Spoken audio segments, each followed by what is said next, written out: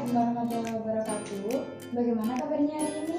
Nah, hari ini kita akan belajar mengenai unsur-unsur teks berita.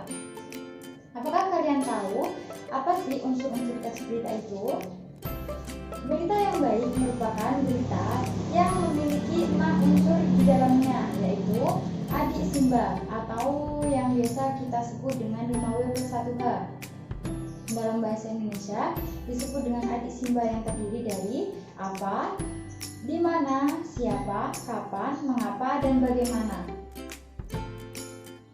Kemudian apa sih pengertian dari masing-masing unsur tersebut? Dimulai dari apa, di mana, siapa, mengapa, dan bagaimana. Nah, sekarang kita langsung saja membahas pengertian dari masing-masing unsur yang ada di dalam teks berita, yaitu adisimba. Yang pertama, A, untuk apa? Apa, yaitu menjelaskan mengenai peristiwa yang terjadi di dalam teks berita tersebut, atau apa sih yang dibahas di dalam teks berita.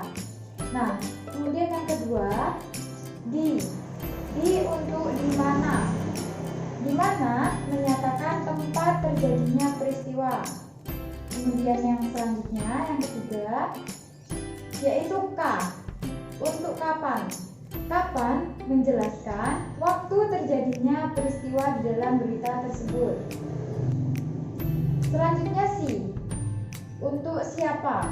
Siapa menyatakan oknum atau orang yang terlibat di dalam peristiwa tersebut. Kemudian M, untuk mengapa. Mengapa menyatakan alasan dari peristiwa tersebut, atau mengapa sih peristiwa tersebut dapat terjadi, seperti contohnya mengapa kebakaran di daerah B dapat terjadi. Nah, seperti itu. Kemudian yang selanjutnya B, untuk bagaimana. Bagaimana menyatakan kronologi atau terjadinya peristiwa. Bagaimana sih peristiwa kebakaran di daerah B pada saat itu. Seperti itu. Nah, sudah paham ya mengenai unsur-unsur dalam teks berita. Setelah ini, Ibu akan memberikan tugas kepada kalian mengidentifikasi unsur-unsur dari teks berita yang akan Ibu bagikan. Kemudian, kita akan melakukan sebuah permainan untuk menunjuk siapa siswa yang akan maju ke depan untuk mempresentasikan hasil identifikasi unsur-unsur dari teks berita yang telah dikerjakan. Nah, permainannya seperti ini.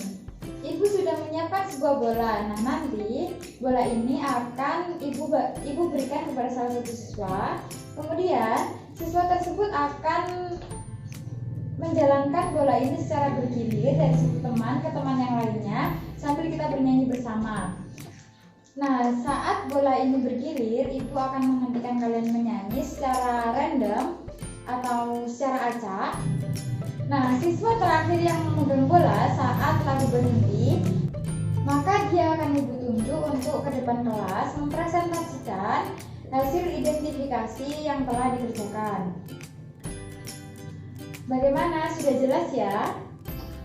Nah, kalau begitu kita langsung saja. Nah, sudah bisa ya mengidentifikasi unsur-unsur dari berita. Sekian pembelajaran kita pada hari ini, semoga bermanfaat. Tetap jaga kesehatan. Wassalamualaikum warahmatullahi wabarakatuh.